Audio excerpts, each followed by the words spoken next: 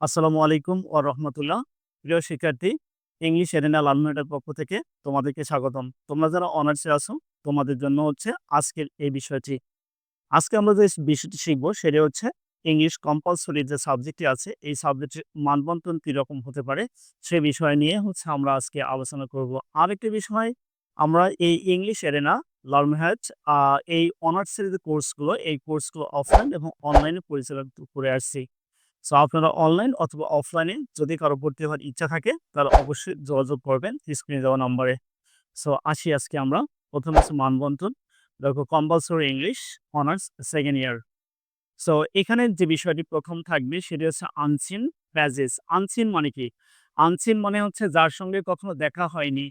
অর্থাৎ সি নামের যে ওয়ার্ডটি আছে, সি এর পাস্ট পার্টিসিপল হচ্ছে সিন এবং তার সঙ্গে আমরা যদি একটি আ আন সামনে যোগ করে দেই, অর্থাৎ বিপরীত বোঝানোর জন্য হচ্ছে আন প্রেফিক্স হিসেবে সামনে বসে। সো আনসিন মানে হচ্ছে দেখা হয়নি। কখনো দেখা হয়নি, পরীক্ষার হলে হচ্ছে দেখা হবে। সেটাই হচ্ছে আনসিন। সো আনসিন এর মধ্যে আপনাদের নাম্বার থাকবে হচ্ছে 20 নাম্বার। এই 20 নাম্বার হচ্ছে বিভাজন এরকম। ১ম এ থাকবে হচ্ছে শর্ট কোয়েশ্চেন। এখানে একটি বিষয়, যদি শর্ট কোয়েশ্চেন হচ্ছে ৩ টা থাকে তাহলে আমার 6 নম্বর। ওকে? দেন হচ্ছে main idea and supporting idea. এখানে হচ্ছে 4, 6 অ্যান্ড 4 ইকুয়াল 10। সি নাম্বার হচ্ছে word meaning in English with sentence. তার মানে কি? আমাকে ওয়ার্ড মিনিং লিখতে হবে, বাংলায় নয়, ইংলিশে লিখতে হবে। সেই সাথে হচ্ছে সেন্টেন্স তৈরি করতে হবে। মনে করেন আপনার একটি ওয়ার্ড হচ্ছে ফ্রেন্ড। তাহলে ফ্রেন্ড এর সিনোনিম আপনাকে লিখতে বলব বা ওয়ার্ড মিনিং লিখতে বলব। ফ্রেন্ড মানে বন্ধু আমরা জানি। তো বাংলায় লিখলে হবে না, তাহলে ইংলিশে লিখতে হবে। তাহলে ফ্রেন্ড এর আরেকটা সিমিলার মিনিং আমরা লিখতে পারি হচ্ছে মেট। মেট মানে হচ্ছে অন্তরঙ্গ বন্ধু। ফ্রেন্ড মানেও তো বন্ধু। এবার কি করতে হবে? একটি সেন্টেন্স তৈরি করতে হবে। এখানে প্রশ্নের মধ্যে কিছু ওয়ার্ড থাকতে পারে। যদি বেস ওয়ার্ড লেখা থাকে বা গিভেন ওয়ার্ড থাকে, তাহলে এই ওয়ার্ডটা দিয়ে সেন্টেন্স তৈরি করতে হবে। আর যদি নিউ ওয়ার্ড লেখা থাকে বা ইওর ওন লেখা থাকে, তাহলে হচ্ছে এই ওয়ার্ডটি দিয়ে সেন্টেন্স তৈরি করতে হবে। দ্যাট মিনস সেন্টেন্স আমাকে বানাতেই হবে। সো এখানে নাম্বার হচ্ছে 5। আর কিওয়ার্ড এটা আগে ছিল, এখন আর অনেকদিন থেকে আসে না। যদি আসে তাহলে নাম্বার প্রত্যেকটা ৪ করে হবে। তাহলে প্রত্যেকটাতে ৪ নাম্বার করে হয়ে যাবে যদি কিওয়ার্ড আসে। ওকে, দেন সামারি হচ্ছে 5, 5, 5, 10 আর 6 এবং 4 হচ্ছে 10, এ হলো 20। এই অপশনগুলো আমাদের দেয়া থাকবে এভাবে। দেন নাম্বার 2 সেন্টেন্স কারেকশন। কারেকশন মানে শুদ্ধিকরণ। এখানে ৭ টি সেন্টেন্স দেয়া থাকবে, ৭ টি সেন্টেন্সে ভুল দেয়া থাকবে। কোনো না কোনোভাবেই ভুল থাকবে। এই ভুলগুলোকে ঠিক করাই হচ্ছে কারেকশনের কাজ। আমরা এখানে ২ টি সেন্টেন্স লিখেছি। হি ইজ টিচার, এই সেন্টেন্সটি রং ছিল। আমরা এখানে কারেক্ট করতে পারি কিভাবে? হি ইজ টিচার, টিচারটা হচ্ছে কমন নাউন। আর কমন নাউন একাই বসে না, কোনো ডিটারমিনার ছাড়া। তার মানে তার আগে কোনো ডিটারমিনার বসাতে হবে। যদি আমরা বলি হি ইজ মাই টিচার, তাহলে হয়ে যাবে হি ইজ ইওর টিচার হয়ে যাবে। ওকে? অথবা আমরা বসাতে পারি হি ইজ আ টিচার। তাহলে এখানে হি ইজ আ টিচার আমরা বসালাম বা বসালাম যেটাই বলি। তাহলে আমাদের এই সেন্টেন্সটা তখন কারেক্ট হয়ে গেল। ওকে? নেক্সট সেন্টেন্স কি বলা আছে? He is a maid. এবার মেইড কমন নাউন, ঠিক আছে? তাহলে মেইড শব্দটির অর্থ হচ্ছে চাকরানী, মেয়ে মানুষ। কিন্তু এই সাবজেক্ট কি দেয়া আছে জানেন তো? ছেলে মানুষ দেয়া আছে। তাই আমার সাবজেক্টে ভুল ছিল। আমরা সাবজেক্টটাকে সংশোধন করলে এখানে সেন্টেন্সটা কারেক্ট হয়ে যায়। She is a maid. অথবা আমরা যদি শি ইজ আ মেইড তুলে দিয়ে হচ্ছে এর আ আমরা জেন্ডার চেঞ্জ করে দেই, তাহলে আমাদের হয়ে যাবে। ওকে? তাহলে কারেকশন এভাবে ৭ টা দেয়া থাকবে, আমাকে ৫ টা লিখতে হবে। বিভিন্ন ধরনের ভুল দেয়া থাকে। তাহলে এই ভুলগুলো সংশোধন করতে হবে। Right? Number 3 notice, poster, slogan, festoon, placard, banner, advertisement, then memorandum, corrigendum, addendum, এই জিনিসগুলো নিয়ে হচ্ছে ২ টি প্রশ্ন থাকবে। ২ টির মধ্যে যেকোনো একটির আনসার করতে হবে। তাহলে আনসার হচ্ছে নাম্বার হচ্ছে 4। তাহলে আমার হচ্ছে নোটিশটা বলা চলে এটা কমন আসি, প্রায় প্রতিবারই কমন আসে নোটিশ। এবং নোটিশের পর যেকোনো একটা থাকে এখানে। তাহলে যেটাই থাক না কেন, আমাকে কি করতে হবে? ২ টার মধ্যে যেকোনো একটা আনসার লিখতে হবে। দেন ফরমাল অথবা ইনফরমাল লেটার। ফরমাল লেটার বলতে আমরা কি বুঝি? ফরমাল হচ্ছে অফিসিয়াল লেটার। অফিসিয়াল মানে হচ্ছে আমরা যে দরখাস্তগুলো লিখি এটাকে ফরমাল লেটার বলা হয়। আর ইনফরমাল লেটার হচ্ছে আমরা বন্ধু-বান্ধবী, ভাই-বোন, আত্মীয়-স্বজনের কাছে আমরা যে পত্রগুলো লিখি সেটাই হচ্ছে ইনফরমাল। সো ফরমাল অথবা ইনফরমাল একটি থাকবে, একটির আনসার দিতে হবে। দেন প্যারাগ্রাফ, প্যারাগ্রাফ হচ্ছে ৩ টা থাকবে, ৩ টার মধ্যে ১ টি দিতে হবে এবং কম্পোজিশন ৩ টা থাকবে, ৩ টার মধ্যে ১ টি দিতে হবে এবং নাম্বার বিভাজন এরকম থাকবে। নেক্সট আমরা আছে ফ্রেমিং WH কোয়েশ্চেন। সো এবার WH কোয়েশ্চেন আমরা তৈরি করব। WH ওয়ার্ড কয়টা দেয়া আছে?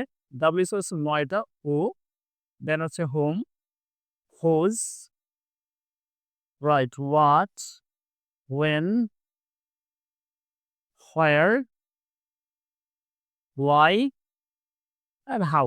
অর্থাৎ এই ৯ টি প্রশ্ন, ৯ টি ওয়ার্ড দ্বারা প্রশ্ন করাই হচ্ছে গিয়ে WH question. So WH question আমাদের ৭ টা দেয়া থাকবে। গ্রামার মানে ৭ টা দেয়া থাকবে। আমাকে ৫ টা আনসার লিখতে হবে। দেন চেঞ্জিং ওয়ার্ড বা ওয়ার্ড ফরমেশন। ওয়ার্ড ফরমেশন এখানে আমাকে যে জিনিসটা লক্ষ্য করতে হয়, একটা ওয়ার্ডের ৪ টা মূলত কিওয়ার্ড, সেটা হচ্ছে নাউন, দেন হচ্ছে adjective, verb and adverb.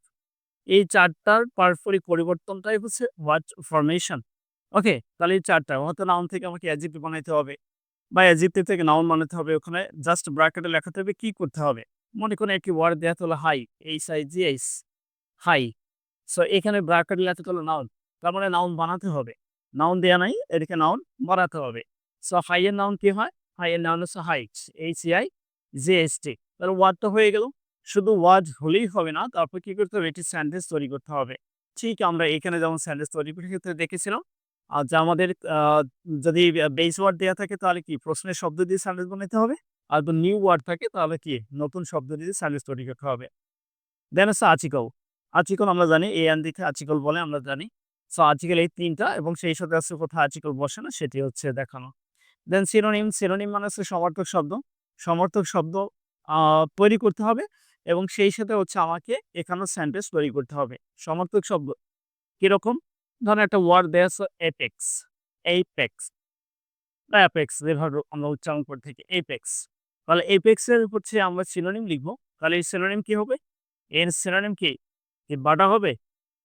Apex মানে তো জুতা। তাহলে বাটা হচ্ছে জুতা, এটা সিনোনিম না। তাহলে এথেক্স মানে কি? সর্বোচ্চ পর্যায়ে। তাহলে আমরা এর সমার্থক শব্দ লিখতে পারি জেনিথ। তাহলে জেনিথ মানে হচ্ছে সর্বোচ্চ, উঁচু, একবারে সবচেয়ে উপরে। তাহলে আমাকে আমি সিনোনিম বানাইলাম। বানানোর পর হচ্ছে সেন্টেন্স তৈরি করতে হবে। দেন অ্যান্টোনিম। তাহলে অ্যান্টোনিম মানে হচ্ছে বিপরীত শব্দ। ঠিক এটা হচ্ছে যেটা, ঠিক আছে? বিপরীত শব্দ। তাহলে এফএক্স মানে হচ্ছে উপরে। এখন যদি আমরা এটাকে বিপরীত শব্দ বানাই তাহলে বটম। বটম মানে কি? একেবারে নিচে। তাহলে একবারে সর্বোচ্চ আর একবার হচ্ছে সর্বনিম্ন। একবারে উপরে, একবারে নিচে। ঠিক আছে? বটম। দেন হচ্ছে right form of verb. Right form of verb হচ্ছে ভার্ব দেয়া থাকবে। এই ভার্বটি হচ্ছে সঠিক নাকি মানে আমাকে কোন ভার্বটা সঠিক সেটি হচ্ছে বসাইতে হবে। ভার্ব দেয়া থাকবে কিন্তু ভার্বের ফর্মগুলোর মধ্যে হচ্ছে কোনটা সঠিক। একটি ভার্বের কমপক্ষে ৮ টা ফর্ম দেয়া থাকে। এই ৮ টা ফর্মের মধ্যে আমার এই সেন্টেন্সের মধ্যে কোন ফর্মটি হচ্ছে কারেক্ট এটি হচ্ছে right form of verb. Okay? Then হচ্ছে পাংচুয়েশন। পাংচুয়েশন মানে আমরা জানি চিহ্নগুলো বসানোই হচ্ছে পাংচুয়েশন এবং সেই সাথে ক্যাপিটালাইজেশন কখন বড় অক্ষর হবে, কখন ছোট অক্ষর হবে, অর্থাৎ কখন ক্যাপিটাল হবে, কখন স্মল হবে এবং কোথায় ফুল স্টপ হবে, কোথায় কমা হবে, কোথায় সেমিকোলন হবে, কোথায় ইন্টারোগেশন হবে। এই বিষয়টা দেখানো হচ্ছে পাংচুয়েশন। দেন হচ্ছে ট্রান্সলেশন। ট্রান্সলেশন মিনস বাংলা থেকে ইংলিশ। আমার এখানে বাংলা দেয়া থাকবে। এই বাংলা সেন্টেন্সগুলোকে হচ্ছে ইংলিশে পরিবর্তন করাই হচ্ছে translation. Translation. Okay, then completing sentence and suffix and prefix. এই ২ টা আইটেম অনার্সের আসে না। ঠিক আছে? আসে। কিন্তু সিলেবাসে দেয়া আছে, পরীক্ষায় এখন আসে। কমপ্লিটিং সেন্টেন্স হচ্ছে আমরা এসএসসি, ইন্টারে যেমন পড়েছি ঠিক সেমন, কিন্তু এখানে শুধু একটা ওয়ার্ড দিয়ে হয়তো আমাকে শূন্যস্থান পূরণ করা লাগতে পারে। আর সাফিক্স, প্রেফিক্স এবং চেঞ্জিং ওয়ার্ডটা প্রায় একই। যেমন প্রেফিক্স মানে কি? প্রেফিক্স মানে হচ্ছে পূর্বে যোগ আর সাফিক্স মানে হচ্ছে পরে যোগ। আমরা যদি একটু ওয়ার্ড দেখি ধরেন হচ্ছে রাইট, WRIT, রাইটস। এখন এটাকে আমি ওয়ার্ড চেঞ্জিং ওয়ার্ডে যদি নিয়ে আসি, তাহলে চেঞ্জিং ওয়ার্ডের কি রাইটিং হতে পারে, রাইটার হতে পারে। আমার এটা চেঞ্জিং ওয়ার্ড, নাউন হয়ে গেল। ঠিক আছে? Writing, writer. ওকে। এখন এইটা আমাদের এতগুলো হচ্ছে তোমার সাফিক্স। তাহলে সাফিক্স আমরা কি করলাম? এটা আর যোগ করলাম। তাহলে সাফিক্স হয়ে গেল। ঠিক আছে? তো সাফিক্স, প্রেফিক্স এবং চেঞ্জিং ওয়ার্ডটা হচ্ছে অবশ্যই একই জিনিস পায়। এজন্য হচ্ছে একটা দেয়া থাকে আরেকটা দেয়া থাকে না। তবে ডিগ্রিতে এটা দেয়া থাকে। ওকে? তাহলে এটা হচ্ছে আমাদের সিলেবাস, টোটাল সিলেবাস। তো আমরা আবারও বলছিলাম যে আসলে লার্নিং এর মধ্যে আমরা হচ্ছে অফলাইন এবং অনলাইন ২ টাই দিয়ে থাকি। আপনাদের ইচ্ছা যদি হয় তাহলে আপনাদের প্রতিষ্ঠান এসেও আপনারা দেখতে পারেন। সো অ্যাগেইন আসসালামু আলাইকুম ওয়া রাহমাতুল্লাহ।